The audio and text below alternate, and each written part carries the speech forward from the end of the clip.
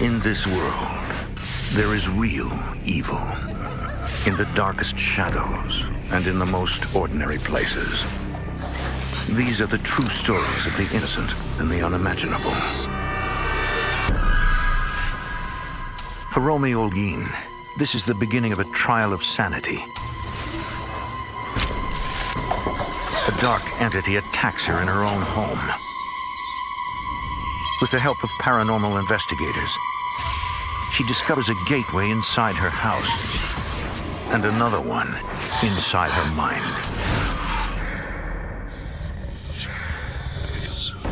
Between the world we see and the things we fear, there are doors. When they are opened, nightmares become reality.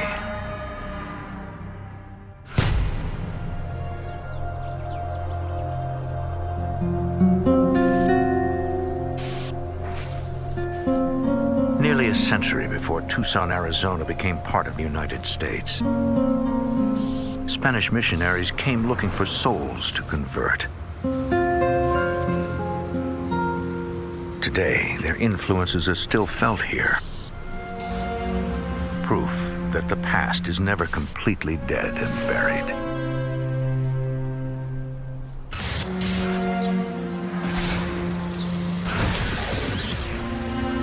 Romy Holguin and her husband Fernando are at a crossroads in their lives. Romy is between jobs, and Fernando is recently retired from the military.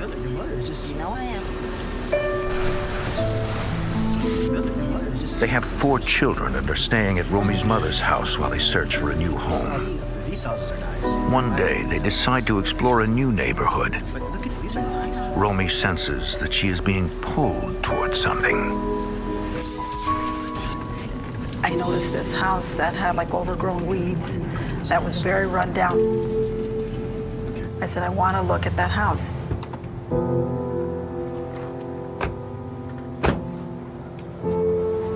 Fernando? What do you think? He said, no, you're crazy. I don't want to have anything to do with that.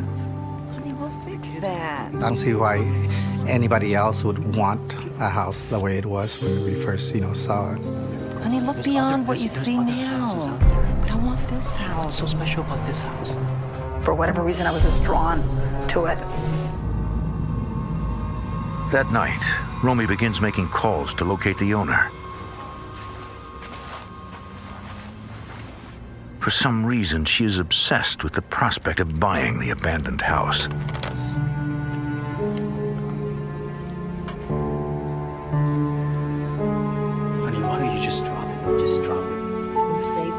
Most people, they don't go look for the most rundown house that they can find and say, I'm going to fix this up, because that takes a lot of time and a lot of money.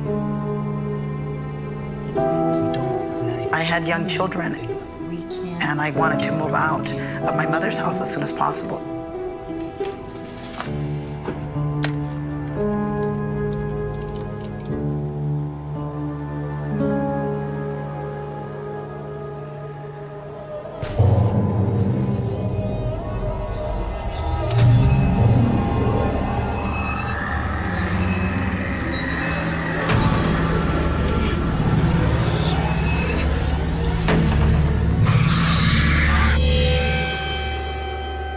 A recurring nightmare has haunted Romy since childhood. I was really scared that I kept having it, and that I didn't understand why I kept having it.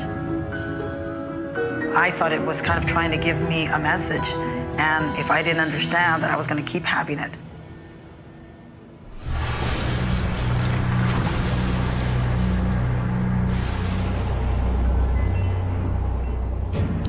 Romy eventually tracks down the owner of the house and makes a deal.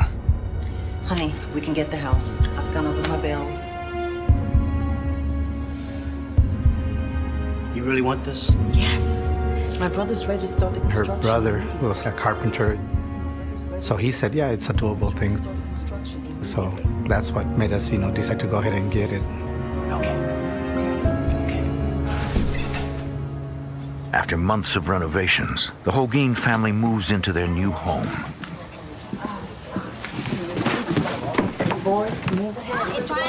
Romy and Fernando's children are glad to finally have their own space. Guys, check your boxes. Make sure everything's inside. Everything's here. Did you open the inside? Everything's in there? 2 nights later.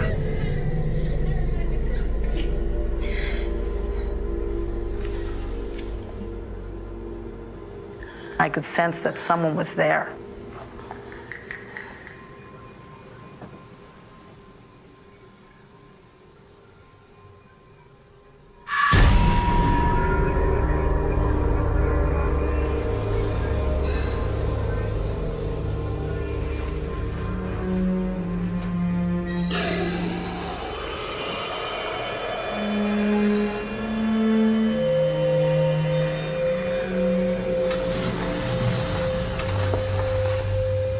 Romy decides to check on her children.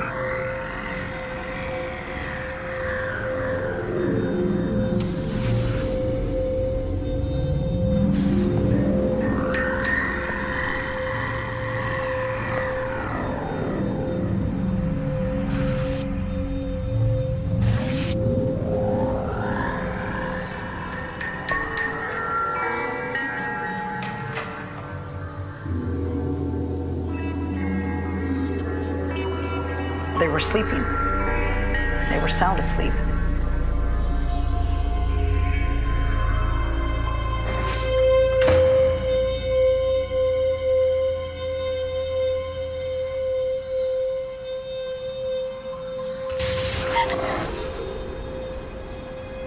I feel sorry for you. I didn't want to tell anyone Morning, honey. Are you good? Is anything wrong? because I didn't want them to think I was crazy. I'm just so tired today. Take some coffee. So I kind of kept it to myself. I don't really like it. I always kept thinking maybe there is an explanation for it. Is that good? A few nights later.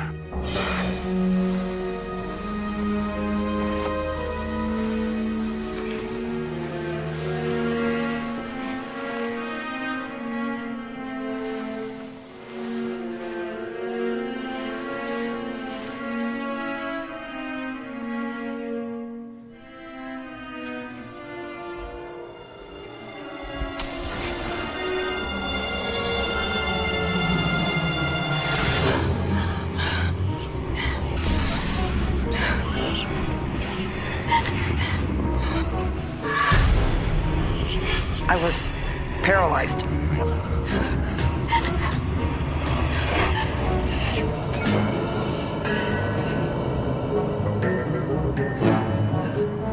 Romy begins to doubt her own sanity. She assumes that the things she sees are all in her mind.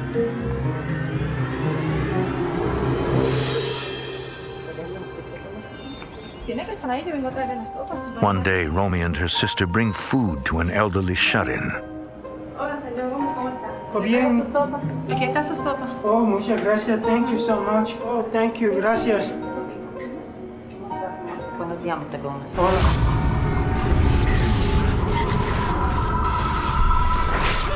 There's a black spirit in your house. The moment that he shook my hand, I'm sorry. he said, "There's a spirit that lives in your house." Please sit down. Please. I don't even know him. I never had seen him or anything. The man says that he's a clairvoyant. He tells Romy not to be scared and suggests that she follow the dark spirit to find out what it wants. Have you followed him? I said, "No, I don't care what he wants. I don't want to go there."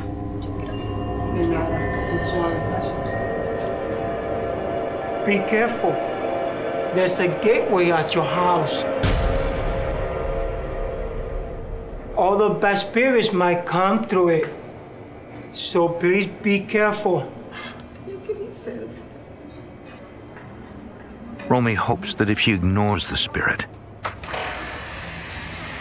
it won't come back.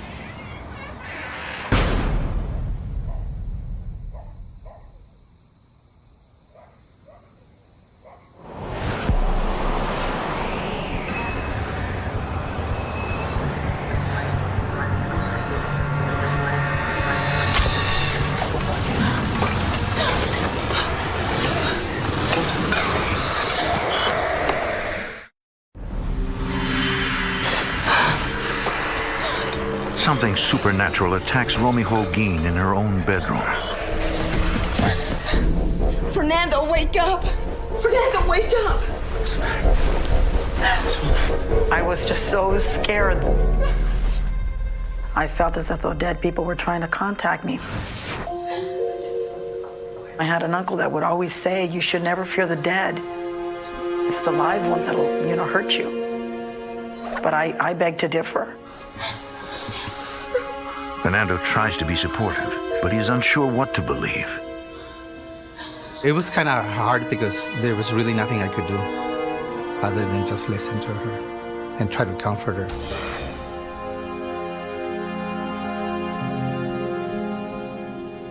I said, that's it. We've got to stay in the living room, so we stayed in there for a long time. Where it was a ritual for the kids. I'll get our pillows. There you go, guys. I just felt better if we were all together. I just felt that I could protect them. So far, the children don't seem frightened. Man in black, I can't take a chance. You're But Romy cannot ignore the likelihood that her house is haunted. every single day. Told my wife that if she was that scared, that we should just, sell the house and move. This is our home. I know, but after this, But she told me that she would never sell the house. Fernando, we are not moving out of this house. we have to move out of this house. Romy believes that she alone is the target of whatever haunts the place. We're not leaving. You're scared yourself. The family cannot afford to move, Think about it next time. so she decides to silently endure her restless nights as long as her children remain safe. Romy's very, very strong-minded, strong-willed, and she never showed like she was really scared, but I think that was so that the children wouldn't be scared themselves.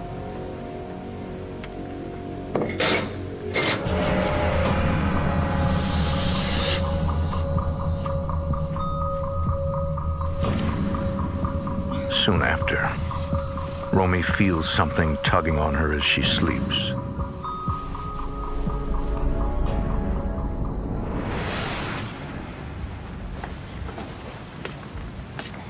She woke up and, told me that she had a really bad dream. I made this last night. I said, I mustn't have been feeling so well. I said, No, something's not right. I just felt like I kept moving. He said, you did. You ended up almost in the middle of the bed, and you were very, very restless. Okay.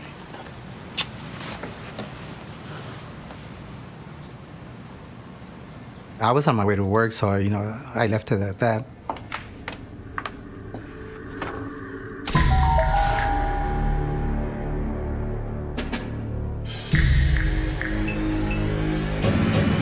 I had teeth marks along the back side of my arm. It scared me so horribly. All I could think of was getting out of there as fast as I could. Romy drives to work, unable to comprehend what's happened to her. Joyce. For her own sanity, she needs someone to verify that the bite marks are real. So much more that we could see. What's wrong? Look at it. Oh my God. You're the first one who believes me. Of course I believe you. Look at that. You see that?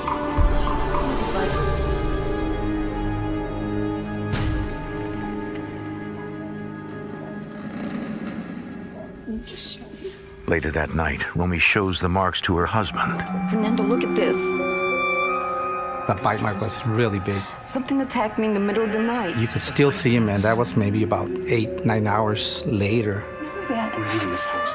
That was when he first realized that this is something that's really serious, that it really is real. We gotta leave this house. So what can you tell me exactly about the previous owner? One afternoon, when a neighbor comes to visit, Romy learns the details of the house's sordid past. What happened? What? This house does not have a good history. His father's gun on it. A younger teen, maybe age 15, had actually shot himself. No. Had a lot The of father trouble came at home school. Kids, and found him shot his father and his son, they lived here and then hung himself. Here? I think it was a couple of years. For the first time, Romy has a possible explanation for the things she's seen. Had a lot of trouble at school. Kids pick on him. I was afraid that history might repeat itself. That's what scared me.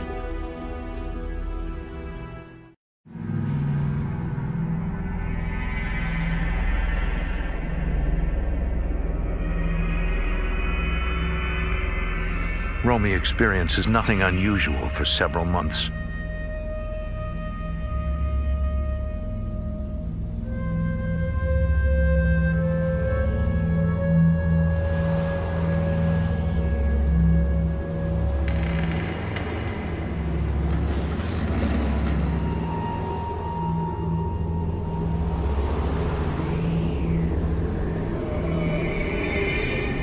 The room went ice cold. I could feel like a swirl of ice cold. They're just going around me. I could almost hear the wind. Romy.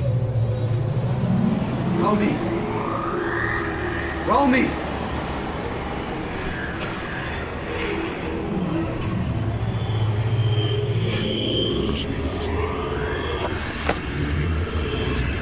Jesus' name. You hear me? Get out of my house! Do you hear me? Get out of my house!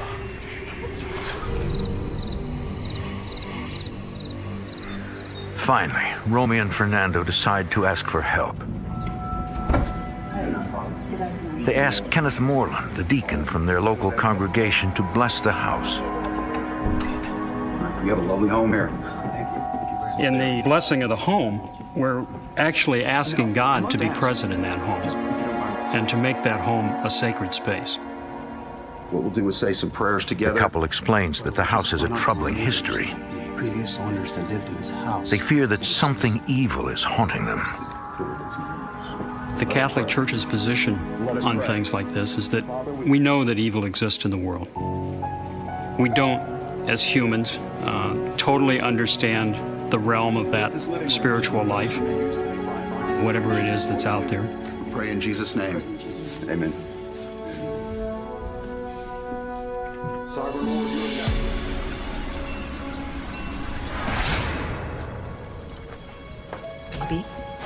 Go to bed. Okay. Right after the deacon left, I felt at peace and I felt like finally, this is it.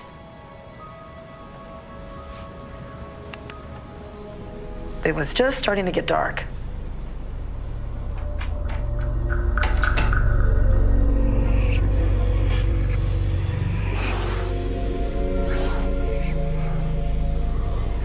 I started to feel like something was horribly wrong.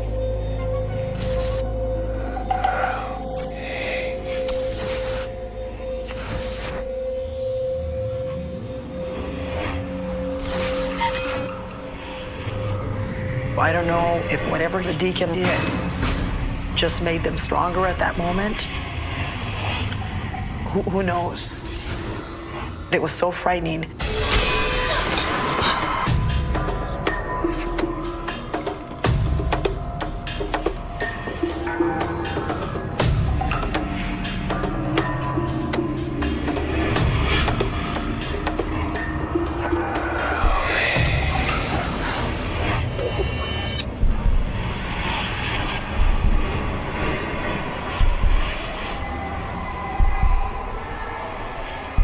One story where Jesus was approaching his cemetery, and a man came out of the cemetery, and he supposedly had a legion of devils in him, meaning many, many devils.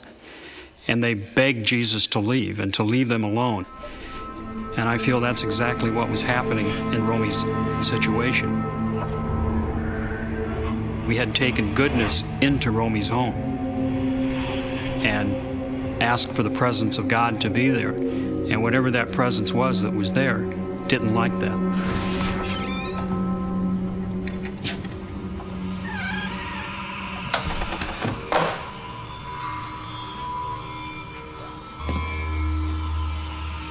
Fernando returns home from work late that night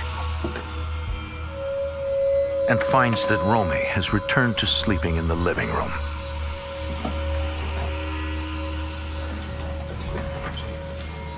Hi, baby. Hi, how you doing? Good. How are you? Good. I just think I'm tired. Everything okay since we had the house buzz? Yes. It's quiet, actually.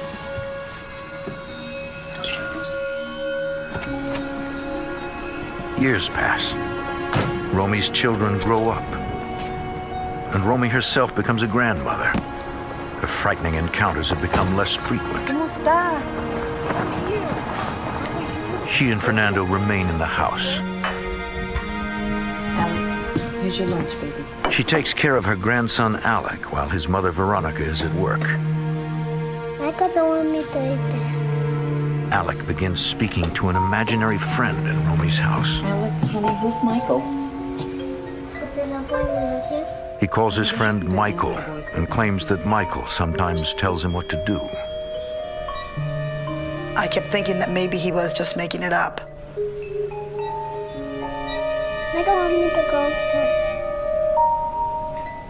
As the months went on, he interacted with it so much that I had to come to the conclusion that he was actually interacting with an entity. Veronica, I'm concerned I am. What about? I'm a little Romy tells her daughter that she believes something might be exerting an unnatural influence on Alec. Mom, don't worry about it. All kids have imaginary friends. Veronica. I really didn't think about him being harmed. I just kind of thought of, what in the world are people going to think of our family? First my mom sees things, and then here my son's starting to see them also.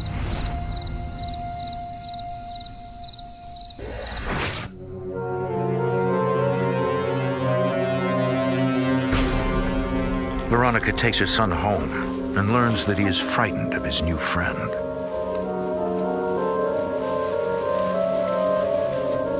Mom, I'm scared. He didn't want the door closed.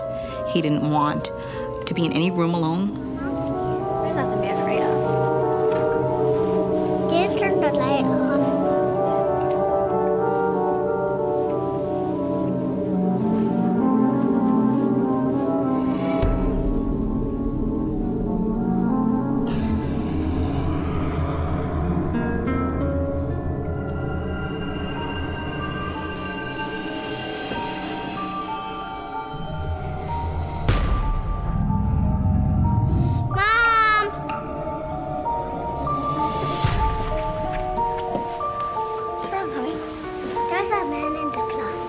I didn't know if he was, scared of what normal kids are scared of. Something in his closet, something under his bed, or if there was actually something in there that could harm him. There's no one in there. Because he's my kid, I'd like to just put him in a little glass box and make sure nothing bad ever happens to him. But it's not something that I can control.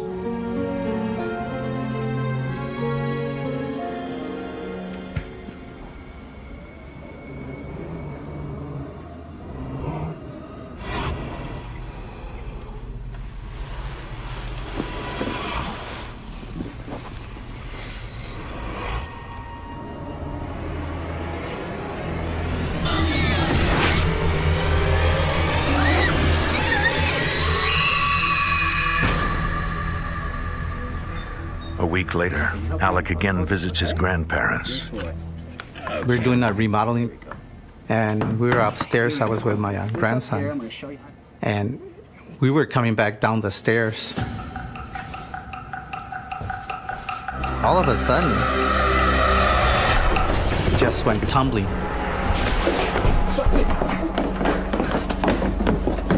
Papi, okay?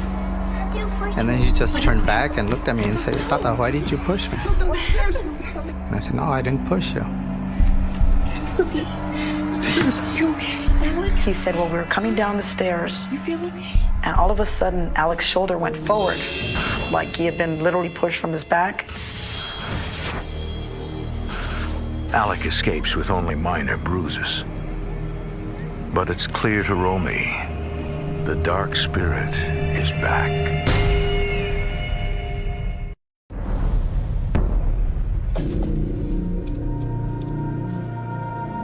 Hi, is this Amy Allen? After her grandson is pushed down the stairs by an unseen force, Romy takes action.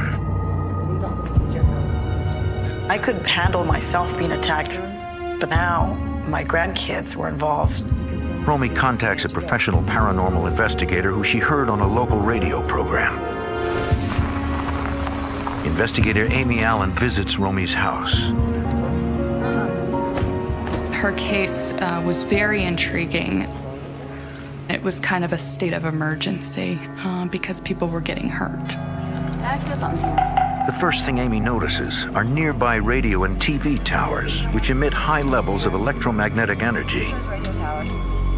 Parapsychologists have suggested that this can cause hallucinations. Amy conducts her investigations with the help of paranormal sensitives. Hey, Amy. How you doing? I'm good. Sensitives experience the spirit world in various ways. I tell you a whole lot. Won't even Some experience it visually, I want to see what kind of feeling. Okay. You want to get started? Yeah. others through emotion. The technician brings equipment to measure energy in the house. All right, Teresa, this is the living room. See how you feel about this room and then maybe head upstairs. You guys can help us. I wanted one of three things to happen. For them to prove and hope that I was crazy, You know what? or that they would get rid of whatever was You there, guys would wait outside. And and thirdly, that it wouldn't harm my grandson. know what would be best if you guys can wait outside. Amy asks Romy and Fernando not to speak with the sensitives about the case. You know what? I need you to get some readings. I'm getting some strong vibes. They must approach their investigation without any preconceptions. The readings are really high. We're very scientific and we want only the facts, and we have to control this as much as possible. Yeah, your readings are abnormally high here. The team takes baseline energy readings using an electromagnetic frequency meter. This will provide a point of comparison for detecting energy fluctuations during the investigation.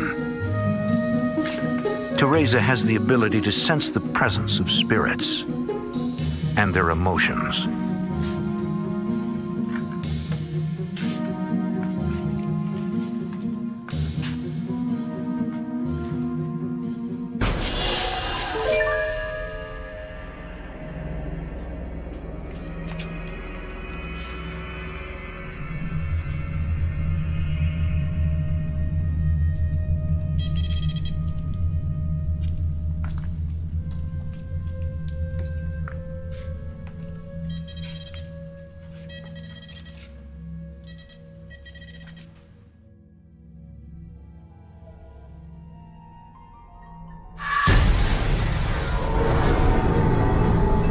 Teresa detects an unnatural presence. She couldn't really make any kind of direct contact with him or get a story off of him. Teresa leaves. A second sensitive, Rosalinda, arrives to investigate using a different type of extrasensory perception. Rosalind is a psychic knower, which means that she sees pictures in her mind's eye. Something really, really bad.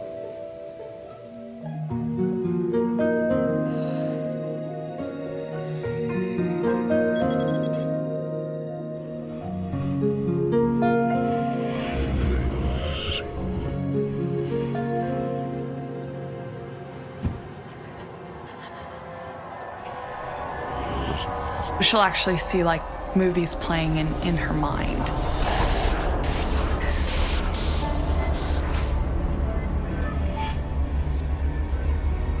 What she was seeing was Romy. Because the environment there is so high with the electromagnetic field, it's actually absorbing living energy and then playing it back. So even though Romy and her husband are still alive, they're already being absorbed into their walls of their home and being played back. Rosalinda senses the presence of a dark entity. she tried to leave the room and saw in her mind it saying, "Go ahead and try to get rid of me. Go ahead, I dare you."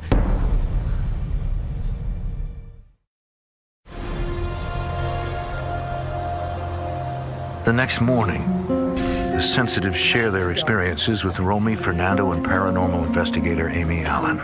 I think Romy has some sort of psychic ability. What we are looking for is a correlation between the different types of sensitives. Yesterday, when I was touring the house, I felt a very dark presence in the bedroom, but it was a very strong presence. I had the same experience too, except Teresa and Rosalinda both describe encounters with a dark figure. some very dark images.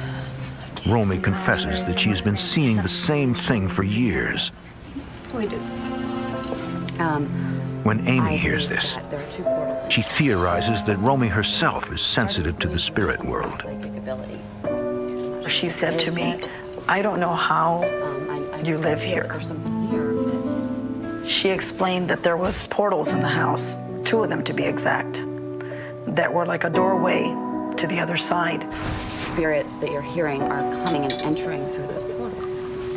That is something that you will find with people who are sensitive, that they may have some kind of vortex or a doorway for the dead. Basically what happens is they're attracted to the sensitive that resides in that location, and this doorway is formed so they can try to make contact with a sensitive that's living there. So I think that spirits that you're hearing coming and going, and the voices are actually Now, spirits coming. I felt like it was all turned around. Through those portals.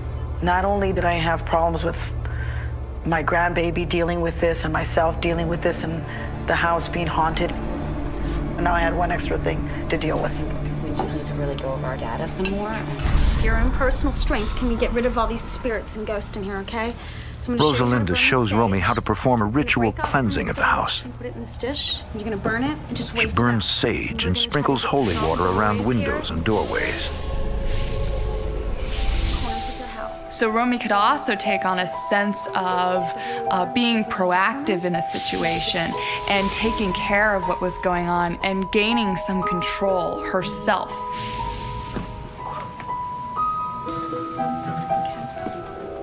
Amy Allen hopes that this will help purify the environment by getting rid of negative energy. We're gonna head out, go back over all our notes. But she knows they'll have to do more research to put an end to the haunting.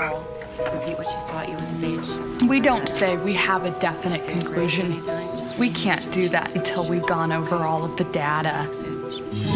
People think that when they have investigators come to the home, this person's gonna solve all of my problems right here, right now, today. And unfortunately, that's not how this works. Amy Allen goes home to study her data. She must consider many possibilities before taking action. Is the dark figure the spirit of a deceased human? Or something else?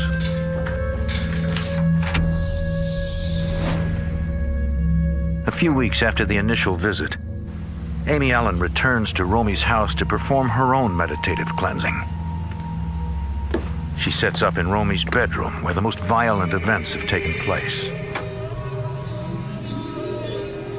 I wanted to see, can I do anything spiritually about this situation?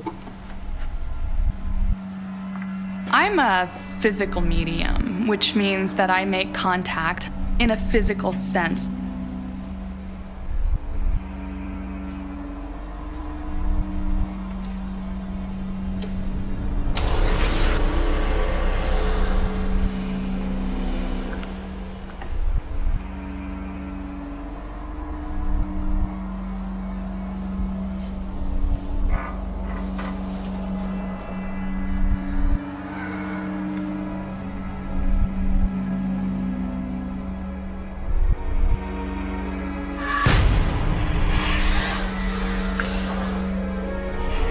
When I made contact with this thing, it had no response, no reaction. Amy begins to wonder if the entity is something other than a ghost. I did not feel I had made a connection with an actual deceased individual. It was nothing but energy.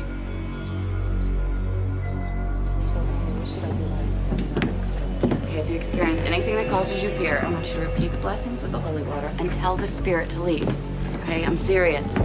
Even if you have to yell at it and say, I don't want you here anymore. Be serious, okay? That should help you out. All right, you'll be fine.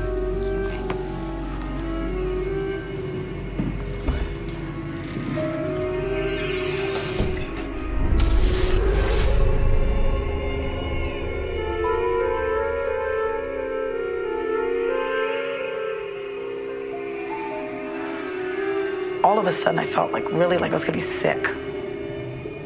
I'd never felt so horrible.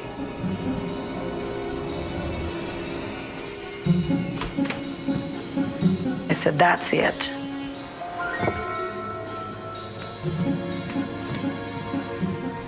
I went back in there finally and I said, I am not gonna let you intimidate me. I'm not gonna let you scare me in my house anymore. I need you to go. I need you to leave. Romy calls Amy Allen for help.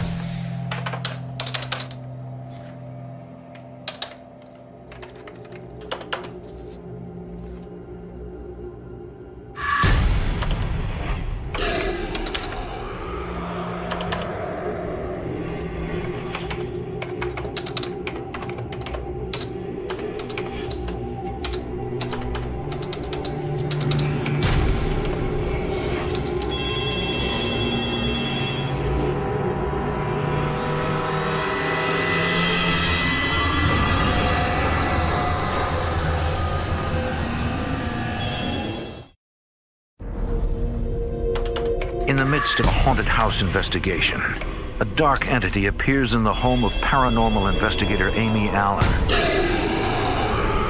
Get out of my house.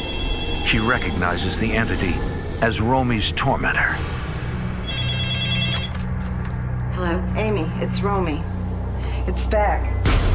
The man in black. No, Romy, you sent it to me. Amy, what are you saying? What are you talking about? She said, you sent that man in black to my house.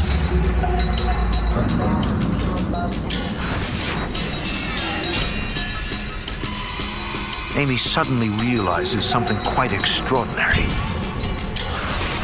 The dark entity is not a ghost at all.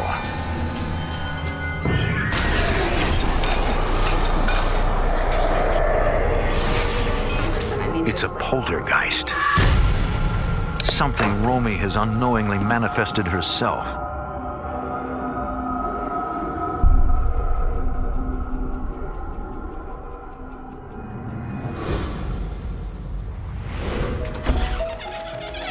It was like a huge puzzle, and I had all these facts, and I'm like, it's Romy. The haunting was coming from Romy herself. And she was projecting it out into our physical reality. It's inside of you.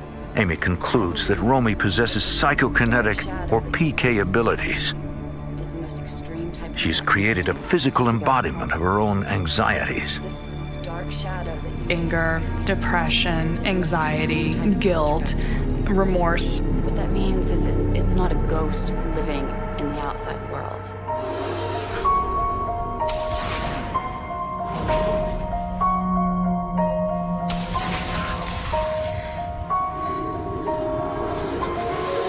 Extreme type of poltergeist haunting. Romy, because she's in charge of the family, couldn't allow herself to really experience these emotions. This entity is inside of you. What she ended up doing, without her even consciously being aware of this, was to project her emotions out. This consciousness took on its own dynamic force. It's almost like I'm beating my own self up, technically. I was frightening my children that I wanted to protect. I was protecting them from me, and at the same time, I was scaring them. I was the one that was tormenting them, and myself also. I call it my curse.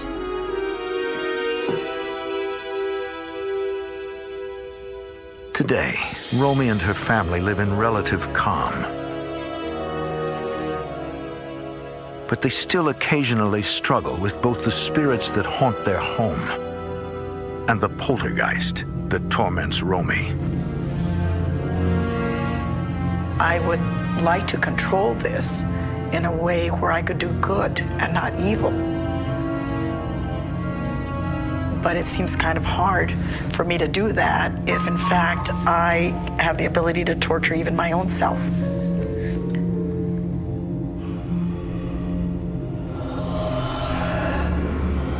If she doesn't deal with her abilities and get a handle on her energy and all of these things, it could come back as it was before, or even worse.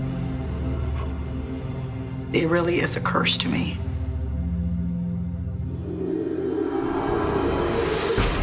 One thing I found in common with all PK manifestations is that the person needs to have counseling, some type of therapy where they can vent their emotions in a safe, positive space with someone who's not going to judge them or be upset with them, where they can literally unleash all of these emotions that they've kept repressed. So therapy is consistently a recommendation in these cases.